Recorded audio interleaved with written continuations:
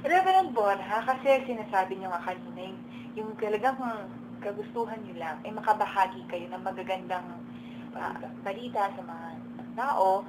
Marami po kayong, alam po namin, marami pa kayong pwedeng isabihin sa amin ngayon ng mga magaganda. Napakarami. Oo, Kahit baka isang araw, kahit kinabukasan. ano po yung mga mensahe na magbibigay aral at magagamit po namin? Okay. Ang last word ko sa inyo, laging magpakumbaba, bumalik sa Diyos, gumawa ng mabuti.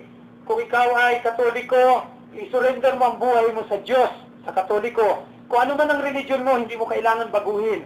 Kailangan lang gumawa ng mabuti, paghandaan ng pangalawang buhay, at laging magdasal. Iwasan ang makipag-away at makipag-chismis. Kasi yung iba araw-araw nagdadasal, nagbabasa ng kung ano-ano. Kung ikaw ay Katoliko, magbasa ng Bible. Kung ikaw ay Muslim, magbasa ka ng Quran. Kung ikaw ay Hindu, magbasa ka ng Bhagavad Gita or ng books ng Hindu. Pero ang tao, minsan, kaya nga ang tao nagkaaway-away kasi ang tao hindi nila naintindihan ang pinaka-message nitong religion. Ang ibig sabihin nito, paghanda ng buhay, gumawa ng mabuti, bumalik sa Diyos, at hindi natin alam kung kailan tayo aalis sa mundo. Yun ang mensahe ko sa lahat. Gumawa ng mabuti, bumalik sa Diyos, iwasan ng makipag-away, at paghanda ng buhay. Okay. Ito pong isang linggo niyo dito sa Aklan. Opo. Yung gagawin niyo po ay maglilibot kayo. May Matagal na ako dito naglilibot. For how many? 7 dito years. sa Kalibo? Dito Oo. sa Aklan? Every year nandito ako. Kaya karamihan, yung ibang tao, kilala na ako dito. Kaso lang, ngayon lang ako nakapunta dito sa inyong istasyon. At ngayon lang yung ako na-interview. Pero ako talaga, mas grabe ako sa inyo. I'm a walking priest, monk priest. Naglalakad. Araw-araw, nililibot ko ang buong Pilipinas. I just came from Malaysia, Thailand, Singapore, Brunei, Hong Kong, China, Indonesia, Asia country. Yan ay nililibot ko. Luzon, Visayas, Mindanao, nililibot ko. Kaya kilala ko ng buong tao sa buong Pilipinas. So, yan lang talagang gawain nyo, yung magbigay ng mensahe sa mga tao. Oo, ngayon 53 years old na ako. How long you can live? Hindi natin alam. Nung isang araw, may kaibigan ako, katatawag lang sa Cebu.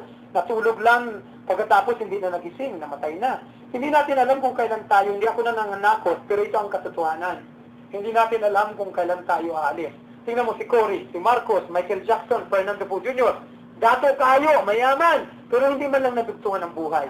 Life is very short. Kailangan lang natin na paghandaan ang pangalawang buhay. Maraming salamat. Magaling ka mag-interview. Alam kong kinuha ko na lahat yung para sa'yo. Pero kailangan sabihin ko, kailangan i-air ninyo ito para ang lahat ng tao matuto. Pag ang tao pupunta lang sa'yo dahil lang sa salapi, hindi kayo na-encourage kung paano mag-advance sa spiritual life. Hindi mo kaibigan yun. Maski nanay mo, tatay mo, kapatid mo, lola mo, may anak ka na ba? Pag ang anak mo, hindi mo naturuan tungkol sa Diyos, hindi mo anak yun, ihi mo lang yun. At yung sa patawa kita, minsan, nakakapagsaka, sino kaya itong tao na ito na i-interviewin ko? Hindi nyo pala alam na itong tao na ito ay mayroong magandang balita na ibibigay sa inyo. Sana may natutunan kayo. Marami po. Pasensya na kayo kasi spontaneous ako magsalita. Marami Pero po kami ito, natutunan. I'm also an announcer of spiritual life. Kasi kayo dito lang sa buong pero ako kahit saan ako pwede akong interviewin. Kasi itong aking mga sinasabi ko, marami na akong beses, minsan nasa TV ako, marami na akong beses na in-interview na lahat ng tao na pumunta ako sa isang lugar, gusto nila ma-interview lagi ako. Kasi marami tayong pag-uusap. Saka magandang interview nun si Reverend Borja, mabango.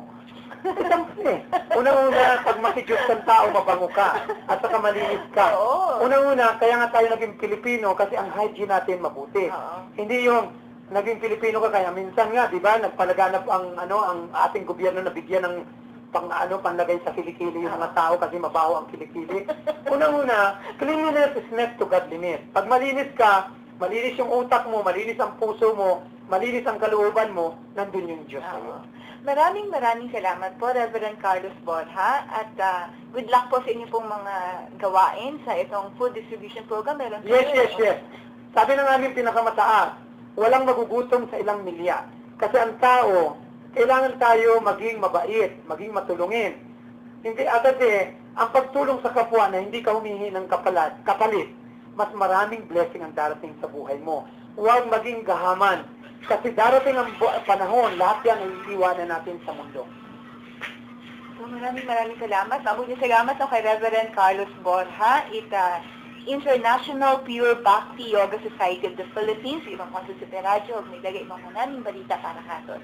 Lagi hapon nag-ibang ang Anneli Mabule Bautista sa papanervisyo ng host for DYRU Super Radio Kali.